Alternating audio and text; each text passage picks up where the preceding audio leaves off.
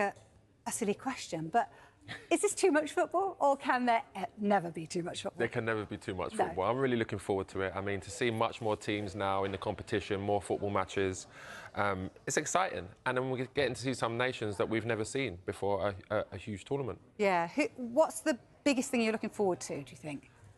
It's more the players. Okay. You know, some of the Asian players, you know, you want to see them go out on a high. You want to see them put big performances in because it's their last tournament.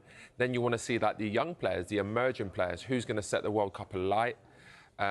Who's the favourites? Who's going to be the flops? You know, there's always a big team that doesn't turn up on the day, that go out early. So it's going to be an interesting one. And hopefully it lives up to all the expectations. Yeah. I mean, that's the thing, isn't it? It is time for it now. And as ever, millions of fans will be desperately hoping England can end their wait for a major trophy. In 3 lines, they sang about 30 years of hurt, didn't they? Now you can make that 60 years of hurt. There's been some near misses of late, and our football correspondent, Rob Dorsett, has been there to see it all. And he joins us live from Miami now. He will replace Thomas Tuchel, but not realistically, obviously. Hi, Rob. Nice to see you. Look, you're there in the heat of Miami. It's all going on. You've had the rain. You've had the sunshine. We're hearing it's heats and storms that have been the problem. Is that right? What are you feeling there at the moment? Yeah, do you know what? I think it's a strange one, Vicky. The reason England picked this place, the southeast coast of the US, is because it's the most inhospitable part of North America at this time of year. It's really hot. It's really humid. Temperatures in the high 30s, humidity 75% and above. Trying to force these England players to acclimatise. The phrase that I've heard repeatedly around the camp has been making the players comfortable with the discomfort. But the reality is, yes, when we saw England train a couple of days ago for the first time, it was unbearable. It was incredibly, fiercely hot when the England players took to the pitch. But other than that, it's been like this. Cloudy, overcast, breezy, a little bit cool. So I'm not sure that England and Thomas Tuchel and the sports scientists at the FA have got exactly what they planned when they came out here. OK, they've got another week to go where they'll experience some of those temperatures, and the forecast is due to change a little bit. But that's been their plan. What did strike me from that first training session a couple of days ago was just how businesslike those England players were. The game faces were on right from the start. There was none of the fluffy, community-based training sessions we might have seen in the past. Certainly I remember that in Russia. Certainly I remember it in Qatar when they brought the locals along. It seemed very light-hearted. This was straight down to business with an intense training session, and that's what we know they've been doing ever since in the last couple of days, away from the cameras. Well, it's interesting you say it's been intense, because actually this couldn't be further from Qatar, could it? You know, it's across 3 continents, it's vast. We've got 48 teams in it as well now. It all adds up to actually a really tough tournament for the person or the team that goes on to eventually win it. Yeah, you're absolutely right. I mean, you made the point there. There's an extra game. There's the round of 32, which makes it very, very difficult. There are more matches, especially for the English players who've been based in the Premier League. We know how tough the Premier League is. We know how much it takes out of players when they get to the back end of that season and they have to go again in hot conditions. For me, that was the reason that England didn't win the Euros two years ago, was because of the heat. It was because of the exhaustion of the players. Harry Kane strolling around the pitch in the final, Jude Bellingham likewise, because they just didn't have the energy to go again. The hope is that England are better prepared this time, and certainly we're going into a major tournament where, whisper it quietly, we're not talking about any England players with significant injury problems. I say that very, very carefully because there's still 2 friendly matches to play and an awful lot of training sessions. But that is a big boost to Thomas Tuchel and a real hope. But yes, with the flights, with the humidity and the heat, with the interruptions to matches that we're expecting because of lightning threats and torrential rain, it's going to be very, very tough for England and any of these teams who want to go all the way to the final. Rob, like you said there, the England players, they're sharp, they're running around, they seem fully focused. But the biggest talking point is, before you've seen this England team get there, the number 10.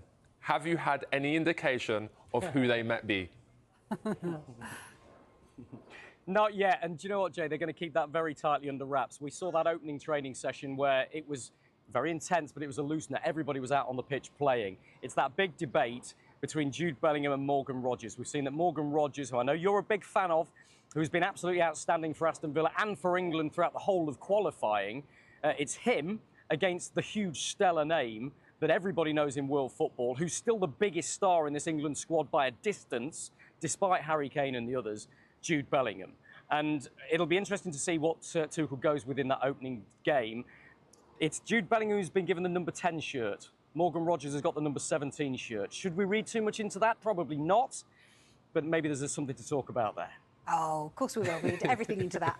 Look, let's talk about the history, because in the last 8 years, you know, they've reached that semi-final at a World Cup, they've reached the quarterfinals, they've been in 2 Euros finals as well. So what does Thomas Tuchel have to do in order to go that step further and bring this trophy home? At last. Well, there's a few things that he's tried to...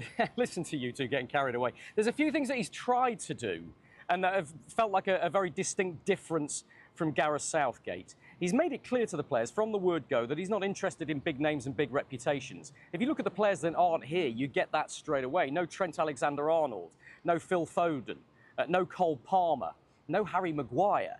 Those are big names in world football that he's left out because he wants what he calls a brotherhood. He wants the mood within the camp to be the best it can possibly be. Now, Gareth Southgate started all of that, the positivity, the mood in the camp. But it feels with Thomas Tuchel, he's taken it one step further from that, and he's less interested in reputation and more interested in how players slot into the jobs that he wants them to do.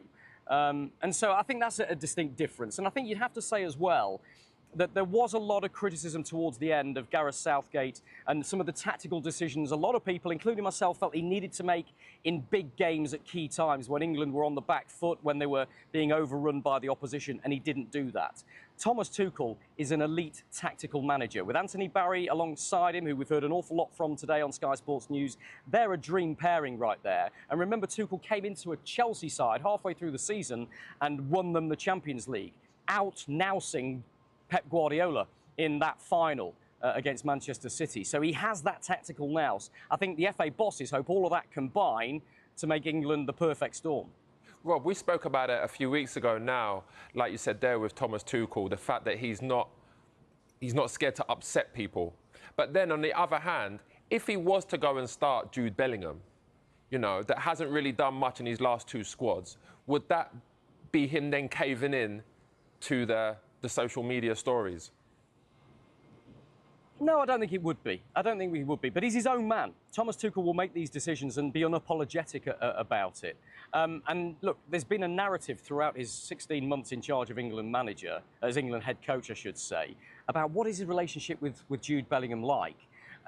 Look, I think he's a very, very clever man who sends messages to players. I think he deliberately didn't pick Ollie Watkins for the camp in March to give him a kick up the backside and say, you're not playing well enough, mate, you've got to get on it. Of course, Ollie Watkins had a stellar end to the season for Aston Villa, won the Europa League, scored 6 goals in his last 5 games. He's in the England squad. I just wonder whether he's been doing the same with Jude Bellingham, that saying, look, you don't automatically get a place in my starting 11, you've got to earn it. And we've seen Jude Bellingham out in training the other day. He looked an absolute specimen. He looked lean. He looked really hungry for it. And I wonder if that was Thomas Tuchel giving him the kick up the backside that he needed as well. I wouldn't be surprised if it was Jude Bellingham who was in that starting 11 against Croatia in a couple of weeks' time. Who do you want in there, though? It's not about Rob. I like to put Rob on the spot. Look, I'll be honest. I'll be honest. I want Bellingham in there. I think he has the I think he has the big game heritage. He has the experience at a major tournament that Morgan Rogers doesn't have. I think Morgan Rogers has an awful lot. I don't want this to come in any way as a criticism of Morgan Rogers. I think he's been exceptional for Aston Villa and for England in the whole of qualifying. He's been the only England player who has started every single one of those 8 qualifying matches. That tells you exactly what Thomas Tuchel thinks of him. But Jude Bellingham is a generational talent. He has the X factor. He's something different. For me, he's got to play in the big games. He's got to play from the start. Brilliant from you, as always, Rob. We will be back to you in the next hour. Yeah, fascinating to hear from Anthony Barry there. Let's go back to Miami now, and we can join Rob Dorsett, who was asking those questions there. Lovely to see you again, Rob. You know, he was talking about the heat, wasn't they, at the end there? And everyone's talking about it. And obviously, it's going to become the subject of this World Cup, I think. So how intense is it, do you think, out there at the moment? And do you think that England are going to do everything they can to counter it? their entire build-up has been based around trying to deal with this heat. And look, I'll be honest, this is a bit of a false situation we've had yesterday and today. It's been cooler, it's been breezy. You can see those ominous dark clouds building over my shoulder. We can feel the humidity building as that storm's approaching. It's going to be really difficult for the players, and that's not a good situation for England. Nations that play in hot conditions all the time will have an advantage over England for sure. But I just want to reiterate that possible route to the final that England might have to come across. Because, look, we spoke under Gareth Southgate in previous tournaments where the draw's been pretty favourable to England. It hasn't been in this one. If England win this World Cup, my gosh, they will have earned it. Let me just spell it out to you. If they finish top of Group L, then their last 32 game, that extra round, is going to be against a team who's probably qualified third in their group. Could be Uzbekistan or somebody like that. Then it gets really tough. The last 16, Mexico in Mexico City at altitude. Boy, that's a tough game for England to get through. The quarter-final, Brazil, here in Miami, in the heat of the summer sun in Miami. Semi-final, Argentina in Atlanta. And then the final in New York City, possibly France or Spain. If England are going to win this World Cup, they've got to beat the very best nations on the planet. And they've got to do it consistently. There is no easy route for them.